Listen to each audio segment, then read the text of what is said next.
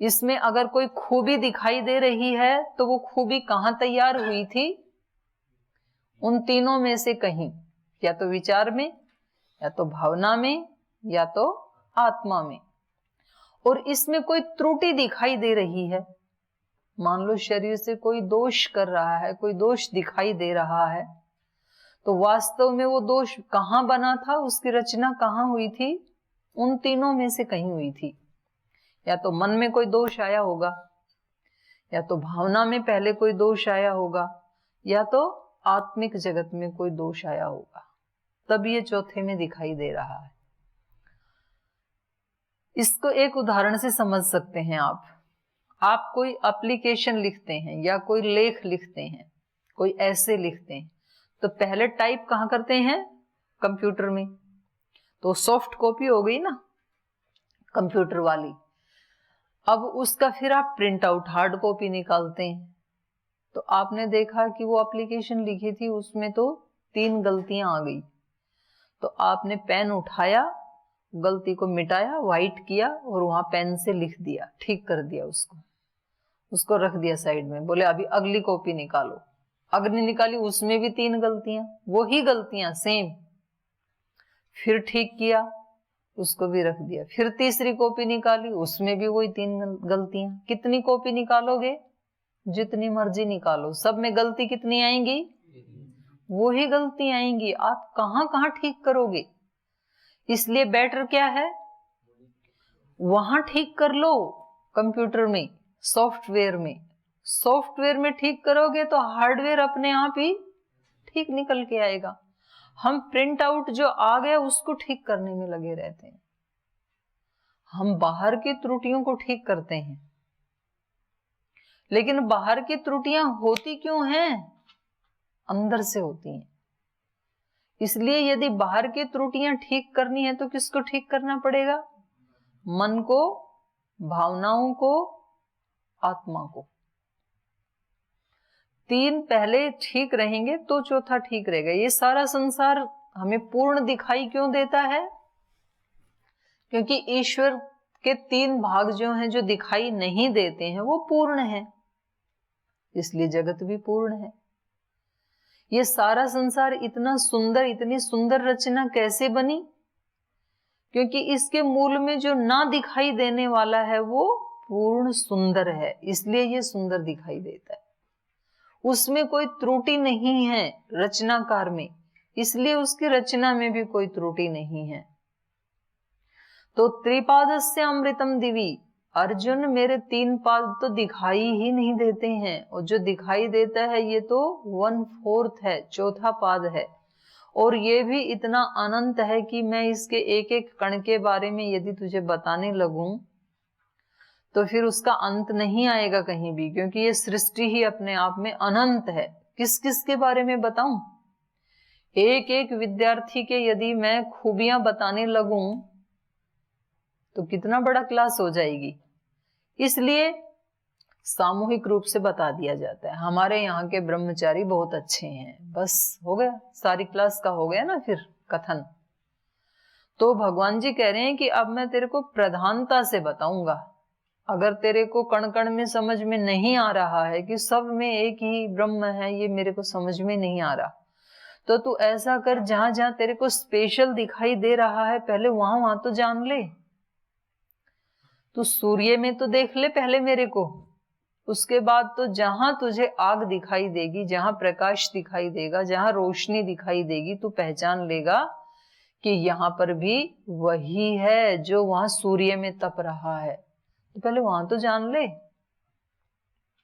अपने घर में यदि आपने अग्नि के बारे में जान लिया, आग को पहचान लिया, तो देश दुनिया में, पहाड़ पर्वत पे, कहीं गाड़ी में, मोटर में, जहाज में, कहीं भी आग लगेगी तो आप पहचान जाओगे कि ये वही आग है।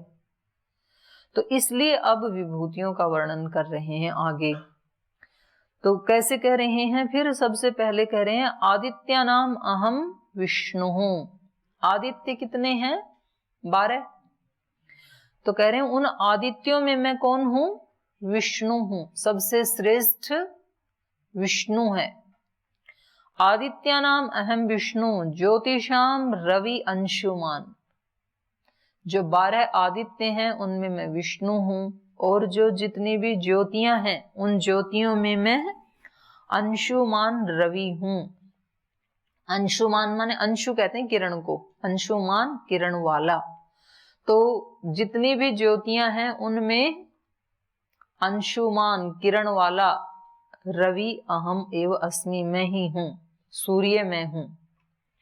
तो जब सूर्य में आपने उस ज्योतिमान को पहचान लिया तो फिर जितनी भी ज्योतियां हैं उनमें भी कौन है, वो ही है। मरीचि मरुताम अस्मि, मरुतों में मैं मरीचि हूं। मरुत कितने हैं, 49 मरुत हैं, तो उन मरुतों में मैं मरीचि हूं। नक्षत्राणाम अहम शशि, और जो नक्षत्र हैं उनमें मैं शशि हूं। नक्षत्र कितने हैं, 27 नक्षत्र होते हैं, तो उन नक्षत्रों में मैं शशि हूं, चंद्रमा हूं। तो यहां मेरे को ऐसे लग रहा है कि ये जो शशि है ना, ये जो चंद्रमा बताया है, ये अपना जो पृथ्वी वाला चंद्रमा है उससे कोई अलग चंद्रमा है। क्योंकि उपनिषदों में भी आता है कि आदित्य लोक से भी ऊपर चंद्र लोक है। उत्तरायण दक्षिणायन वाला उस दिन बताया था ना आपको। तो वो अंतरिक्ष में जाता है, आदित्य द्युलोक में जाता है, फिर चंद्र लोक में जाता है। तो वो चंद्र अलग है, क्योंकि ये जो शशि है, ये जो चंद्रमा है, तो अगर इसके बारे में कहते तो इससे बड़ा नक्षत्र तो फिर सूर्य है। तो सूर्य से बड़ा तो है नहीं चंद्र। तो यहां कह रहे हैं नक्षत्राणाम अहम शशि, मैं नक्षत्रों में शशि हूं। तो ये सर्वश्रेष्ठ कोई बता रहे हैं ना, तो इसका मतलब है यहां जो शशि कह रहे हैं वो ये वाला शशि नहीं है, ये वाला चंद्रमा नहीं है, सूर्य से भी बड़ा चंद्रमा है, उससे भी द्युलोक से भी ऊपर वाला जो चंद्रलोक है उस चंद्र के बारे में कह रहे हैं। वेदानाम साम वेदोस्मि देवानाम अस्मि वासवः, वेदों में मैं साम वेद हूं।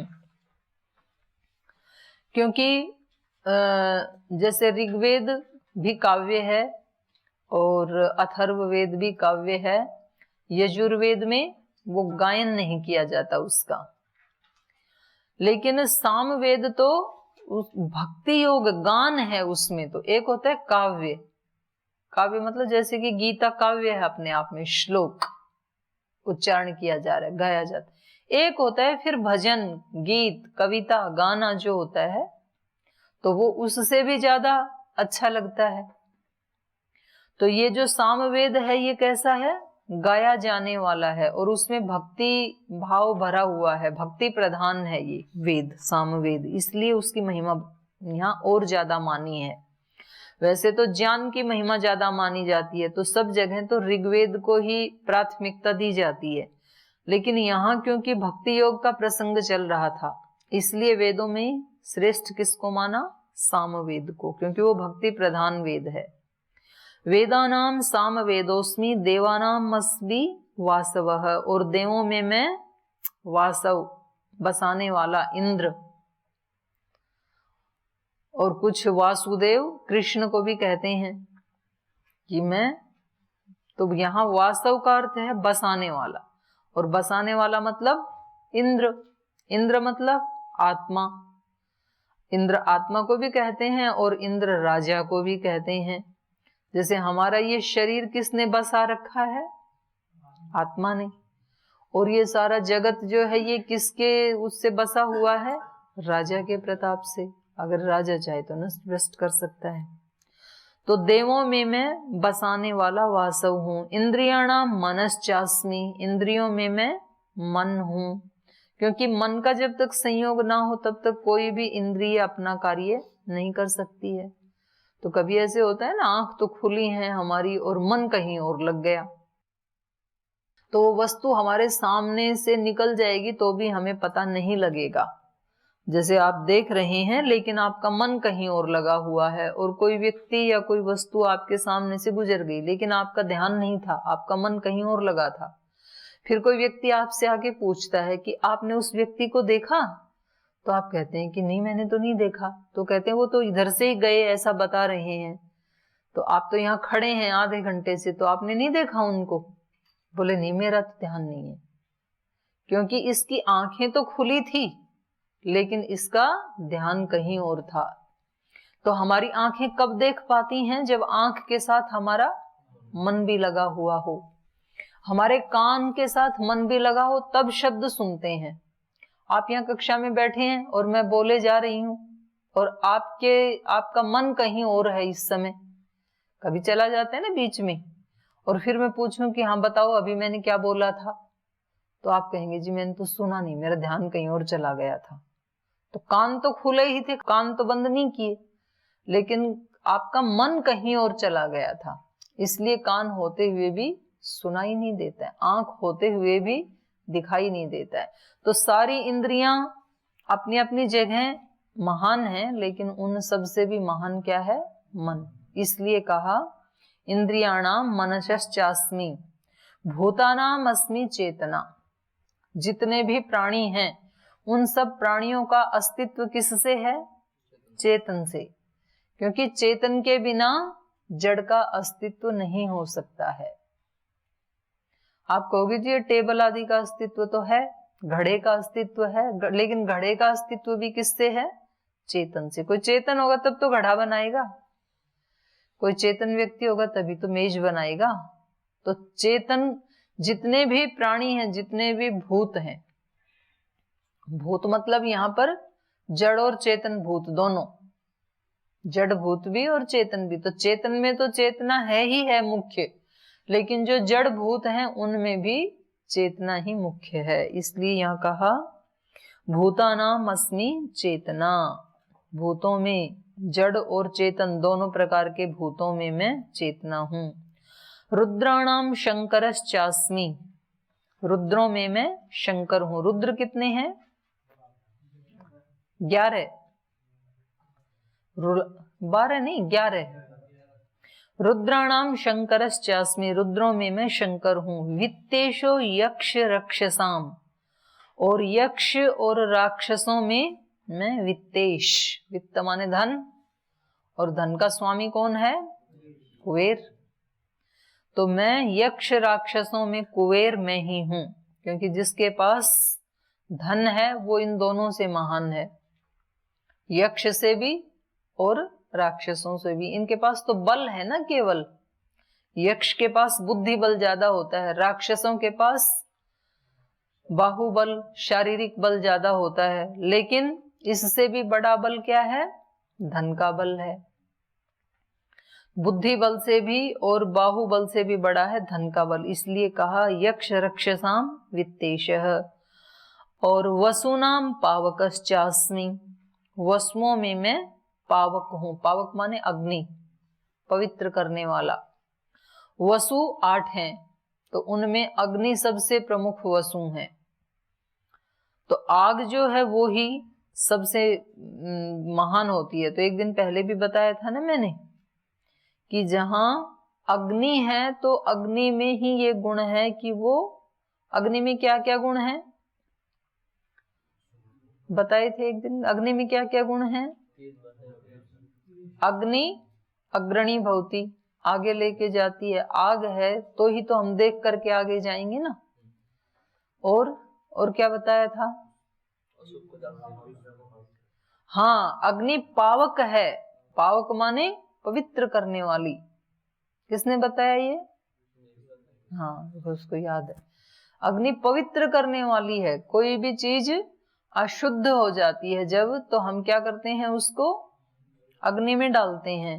सोना अशुद्ध हो गया तो सोने को अग्नि में डालते हैं। अशुद्ध दूध है तो उसको अग्नि पे चढ़ा देते हैं। तो अग्नि क्या करती है? पवित्र करती है। और अग्नि और क्या करती है? अग्नि क्या है? और शक्ति है। ये भी तो बताया था ना, शक्ति का काम अग्नि करती है। रूपांतरण करने वाली है, पवित्र करने वाली है। रूपांतरण, आप खाना खाते हो तो जठराग्नि क्या करती है? उसको 7 रसों में रूपांतरित कर देती है। ब्रह्मचर्य की जो अग्नि है वो क्या करती है? रूपांतरण करती है। कैसे रूपांतरण करती है?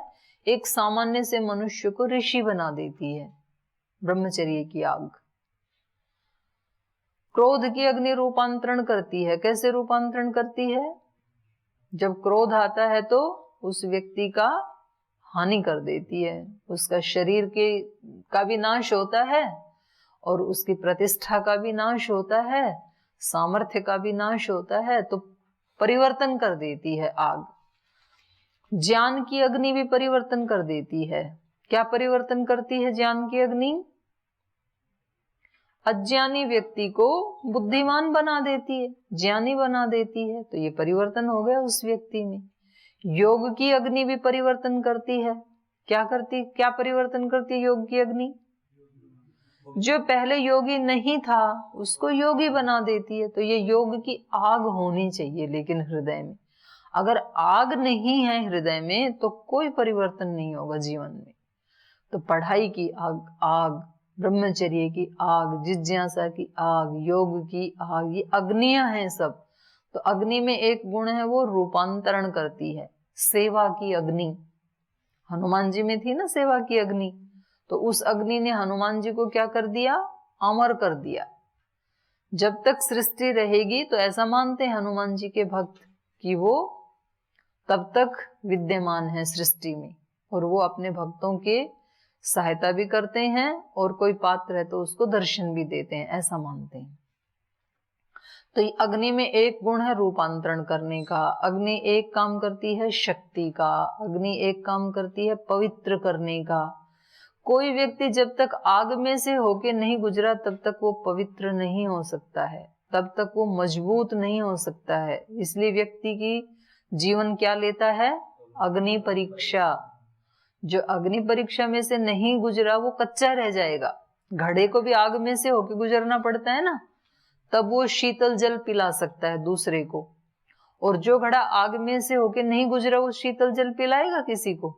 उसमें तो शीतल या कैसा भी जल डालेंगे तो वो खुद ही अपना अस्तित्व खो देगा, बिखर जाएगा वो, तो दूसरे को कहाँ पिलाएगा? तो आग में से होकर के ही किसी व्यक्ति में ये गुण आते हैं कि वो अपना भी कल्याण कर सकता है और दूसरे का भी कर सकता है। तो जब कभी हमारे जीवन में प्रतिकूलताएं आती हैं तो वो किसके लिए आती हैं? हमें पक्का बनाने के लिए। उस फील्ड में हम कच्चे थे इसलिए वो प्रतिकूलता आई। तो ये आग के गुण है, इसलिए इन्होंने कहा वसु नाम पावकश्चास्मि, मैं वसुओं में मैं अग्नि हूं, बसाने वालों में मैं अग्नि हूं। मेरु शिखरी नाम अहम, और जो शिखरी अर्थात जो पर्वत हैं उनमें मैं सुमेरु पर्वत हूं, मेरु पर्वत हूं।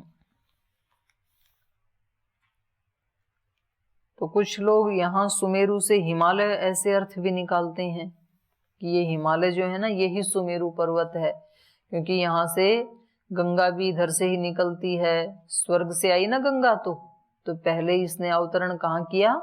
हिमालय पर्वत पे। हिमालय पर्वत पे माने शिव की जटाओं में कैसे मानते हैं ना, तो शिव भी कहाँ रहते हैं? हिमालय में, कैलाश शिखर पे रहते हैं, तो इसलिए वो विशेष है। और भी बहुत सारे साधु सन्यासियों ने, योगियों ने वहां तपस्या की, और कुछ तो अभी भी रहते हैं वहां पे। तो वहां का जो पूरा इन्वायरमेंट है हिमालय का वो कैसा है? आध्यात्मिक। तो इसलिए यहाँ मेरु से कुछ हिमालय को ही लेते हैं। तो यमुना भी वहां से निकलती है, गंगा भी यहीं से निकलती है, शिव का भी ये ससुराल है ना, वैसे तो इनका अपना स्थान तो काशी में है। तो ये तो पूरा हिमालय राजा के अंडर में था ना सारा क्षेत्र, और कनखल राजधानी थी उनकी। दक्ष मंदिर जो है तो वहीं पर तो उन्होंने यज्ञ किया था, जहां उनकी पुत्री हवन कुंड में कूद के जल के मर गई थी जो। तो ये पूरा क्षेत्र उनकी ससुराल है। पुरोधसाम च मुख्यम माम विद्धि पार्थः बृहस्पतिम। पुरोधसाम च, और जो पुरोहित हैं उनमें मुख्य पुरोहित माम विद्धि, हे पार्थ उन सब में मुख्य पुरोहित, मुख्य होता है बृहस्पति ब्रह्मा। पुरोहित तो होते हैं चार चार जो याग करते हैं ना, तो इधर भी 4 बैठते हैं, इधर भी 4, इधर 4, इधर 4, और एक उनके बीच में मुख्य होता है जो बोलता नहीं है, ब्रह्मा, तो उसी को बृहस्पति का है यहाँ पे गुरु। पुरोधसाम जो पुरोहित हैं, और इसका आध्यात्मिक अर्थ क्या होगा? पुरोहित माने, पूरा माने आगे, आगे आगे हित करने वाला पुरोहित होता है, आगे आगे ले जाता है, हित करता है हमारा, इसलिए उसको पुरोहित कहते हैं। तो उन पुरोहितों में, आगे ले जाने वालों में सबसे मुख्य कौन है? मैं ही हूं, मैं ही प्रेरणा देता हूं। लेकिन ये रहस्य अपने गुरु से जान, बृहस्पतिम पार्थम विद्धि। तो यहाँ एक मर्यादा बनाई हुई है, देखो सब जगह ना, सब श्लोकों में आपको ये मिलेगा अहम अस्मि खुद बता रहे हैं, लेकिन यहाँ जो ज्ञान की बात आई तो कहा कि ये बात अपने गुरु से जानना, विद्धि कहा, यहाँ जानो। हे पार्थ पुरोधसाम माम मुख्यम बृहस्पतिम विद्धि, आगे ले जाने वालों में, पुरोहितों में मुख्य पुरोहित मैं ही हूं, ये आप अपने गुरु से जानो। आपके गुरु बताएंगे आपको ये बात।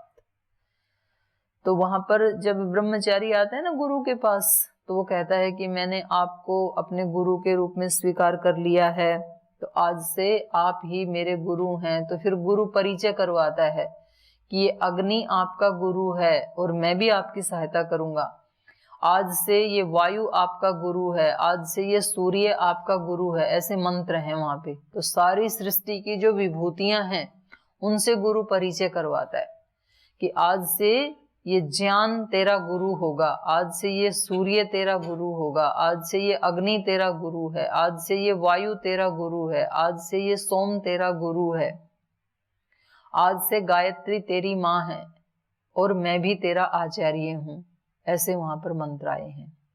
तो इसलिए यहां पर कहा विद्धि, उनसे जान, वो बताएंगे तुझे। सेनानी नाम अहम स्कंदः, सेनानियों में मैं स्कंद हूं, कार्तिकेय हूं। तो बड़े सेनानी थे ये, बहुत योद्धा थे। सरसाम अस्मि सागरः, और जो जलाशय हैं, सरसाम माने जलाशयों में, जो भी जल के इकट्ठा करने के जो आशय हैं, जो स्थान हैं, उन सब में मैं क्या हूं? सागर हूं। क्योंकि सबसे बड़ी जल राशि कहाँ है? सागर में है। तो सागर में तो व्यक्ति को समझ में आ जाएगा, क्योंकि उसको कोई मनुष्य बना नहीं सकता है। तो सागर में समझ में यदि आ गया देख करके, तो जहां कहीं भी देश दुनिया में, धरती में, आकाश में, पाताल में, जहां कहीं भी जल है तो समझ जाएगा कि ये जल उसी ईश्वर ने बनाया है, उसी ब्रह्म ने बनाया है, जिसने सागर को बनाया है। सरसाम अस्मि सागर, जलाशयों में सागर मैं ही हूं। तो तू ये जो स्थूल विभूतियां दिखती हैं ना, पहले उनमें मेरे को पहचानना सीख ले। जब सागर को देखो तो सागर क्या है? साक्षात ब्रह्म ही मेरे सामने है। जब सूर्य को सुबह देखें तो सूर्य क्या है? साक्षात ब्रह्म ही मेरे सामने खड़ा है। ऐसी व्यक्ति को यदि अनुभूति हो गई तो सब ज्योतियों में फिर वो उसको पहचान लेगा। महर्षि नाम भृगु अहम, महर्षियों में मैं भृगु ऋषि हूं। गिराम अस्मि एक अक्षरम, गिरा मतलब वाणी, और गिराम ये सप्तमी हो गया। गिराम अस्मि एक अक्षरम, वाणियों में मैं एक अक्षर ओंकार हूं। तो जितने भी शब्द बोले जाते हैं उनमें सबसे मुख्य शब्द क्या है? ओम।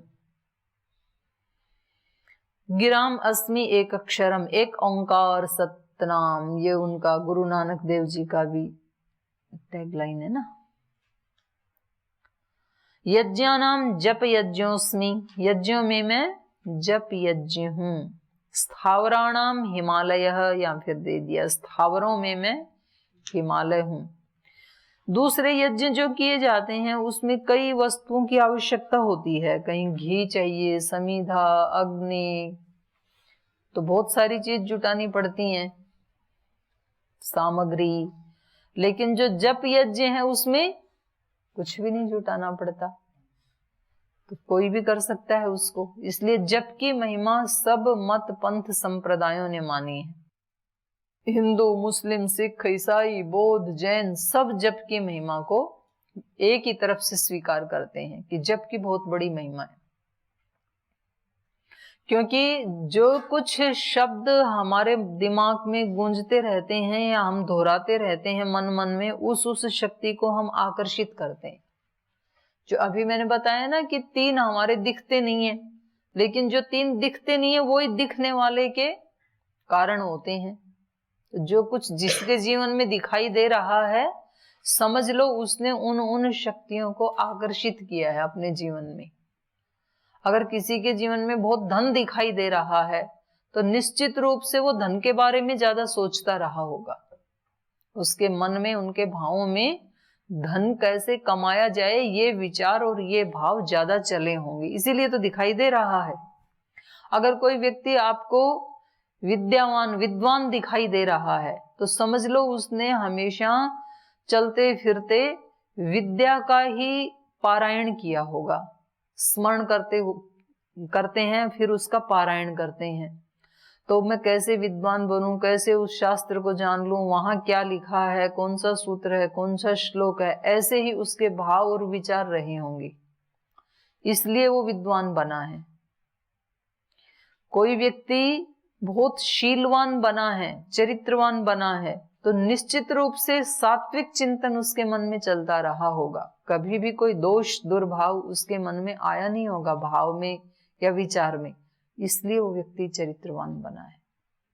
तो जो कुछ हमारे अंदर चलता रहता है ना, उससे संबंधित इस ब्रह्मांड की शक्ति को हम आकर्षित करते हैं। तो जब हमारे मन में ओम ओम चलता रहेगा, तो हम ओम के गुणों को आकर्षित करते हैं। ये जप की महिमा है। और यदि आप और किसी चीज का जप करेंगे तो वो चीज आकर्षित हो जाएगी। मान लो आप किसी व्यक्ति से घृणा करते हैं और हमेशा आपके मन में वो व्यक्ति ही चलता रहता है, तो थोड़े दिन में हमारा जीवन घृणा से भर जाएगा। हमारा अस्तित्व, व्यक्तित्व घृणा द्वेष से भर जाएगा, क्योंकि हम उसी को ही चिंतन कर रहे हैं। तो इसलिए कहा यज्ञा नाम जप यज्ञोस्मि, यज्ञों में मैं जप यज्ञ हूं। और इसमें किसी की यजमान की जरूरत नहीं, कोई हवन कुंड की जरूरत नहीं, सामग्री, घी, अग्नि कुछ नहीं चाहिए, करते रहो। दूसरे की भी जरूरत नहीं है, सामग्री की भी जरूरत नहीं है।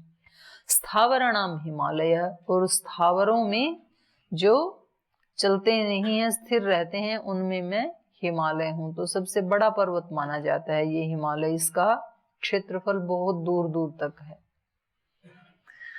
तो ये आगे भी हम विभूतियों के बारे में कल की कक्षा में चर्चा करेंगे। 25 नंबर श्लोक तक आज हो गया, यही पाठ को विराम देते हैं।